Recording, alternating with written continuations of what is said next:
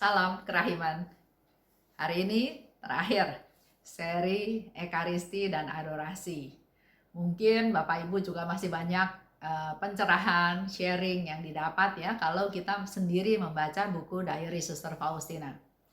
Saya ingin sedikit memberikan ringkasan, kesimpulan dari keseluruhan sesi ini yang mungkin ada waktu 2 bulan ya. 2 bulan mungkin sekitar lebih dari 30 video ya.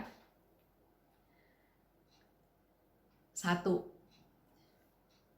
Pengalaman atau sharing yang dialami oleh Suster Faustina dan juga pengajaran yang mendalam dan sangat detail tentang Ekaristi Kudus dan adorasi ini ternyata terkait erat dengan 5 cara berdevosi kepada kerahiman ilahi buat kita semua, para devosan. Ada gambar kerahiman, ada pesta kerahiman, ada koronka kerahiman, dan ada jam kerahiman. Coba Bapak Ibu nanti ulang lagi semua ya. Ternyata 5 cara berdevosi sangat erat kaitannya dengan apa yang sudah kita bahas bersama selama 2 bulan ini. Penerimaan komuni kudus tersebut adalah bagian integral dari perayaan pesta kerahiman ilahi. Yesus minta adakan pesta kerahiman ilahi 1 minggu setelah Paskah. Dan di dalam pesta kerahiman ilahi dia mau memberikan rahmat yang istimewa, yaitu indulgensi penuh kalau kita sudah menerima sakramen tobat dan menerima komuni kudus pada pesta kerahiman ilahi tersebut. Seperti disebutkan di atas, 1. Pada beberapa kesempatan, Suster Faustina melihat dalam Ekaristi yang memancarkan sinar seperti dalam gambar kerahiman ilahi. Ada sinar yang memancar dari gambar kerahiman, menyinari hosti, dan dari hosti keluarlah 2 sinar besar tersebut sampai ke seluruh dunia. 2. Koronka adalah perpanjangan atau kelanjutan dari Ekaristi. Persembahan seperti dalam doa koronka, Bapa yang kekal, ku persembahkan kepadamu tubuh dan darah, jiwa dan kealahan putramu yang terkasih, Tuhan kami Yesus Kristus.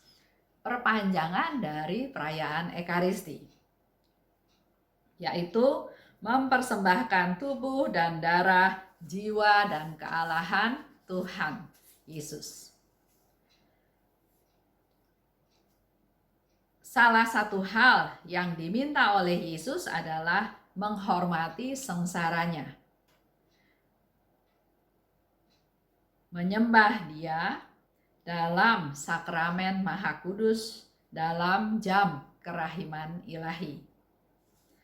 Sarana untuk berbelas kasih yang Tuhan berikan pada kita melalui Suster Faustina adalah perayaan Ekaristi.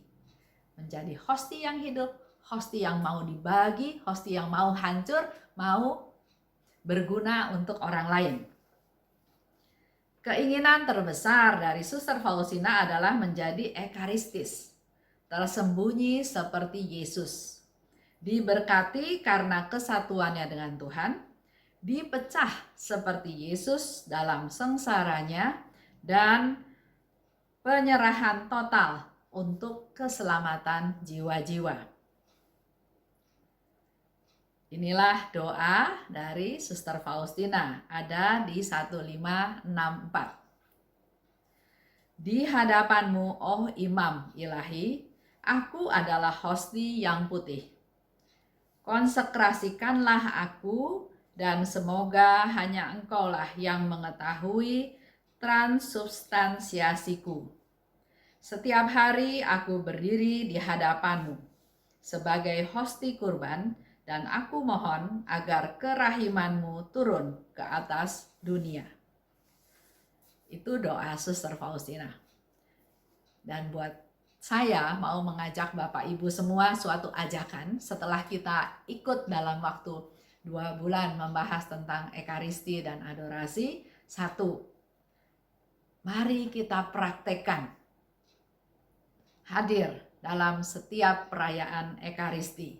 Mungkin Kalau dimungkinkan, ikutlah dalam perayaan Ekaristi harian dan menerima komuni kudus, menerima tubuh Tuhan yang menjadi sumber kekuatan, yang menjadi terang, yang menjadi banyak hal ya yang sudah Suster Faustina ceritakan kepada kita.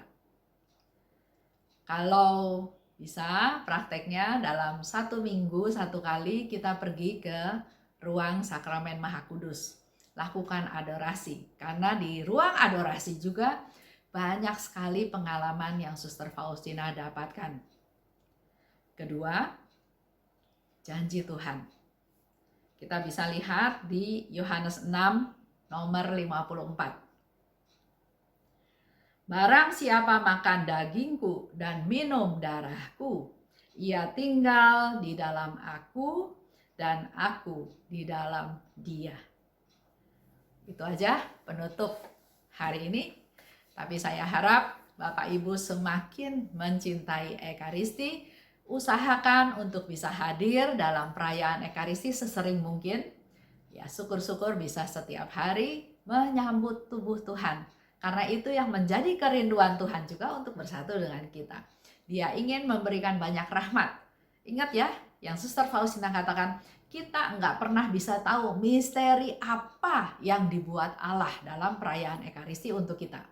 Dan anugerah apa, rahmat apa yang sudah Tuhan siapkan untuk kita dalam perayaan Ekaristi. Terima kasih atas perhatiannya, atas supportnya, atas komentar dari teman-teman semua di dalam YouTube saya. Ada yang sharing bahwa ya dia berterima kasih karena diingatkan. Ada juga yang bersyukur karena dia punya satu pencerahan menjadi lebih jelas tentang perayaan Ekaristi tersebut. Dan juga semakin tahu banyak janji-janji Tuhan yang mau Tuhan berikan melalui Komuni Kudus. Sekali lagi terima kasih, Tuhan memberkati Bapak Ibu semua dan seluruh anggota keluarga. 1 orang selamat, maka seisi rumah akan selamat. Amin. Salam kerahiman.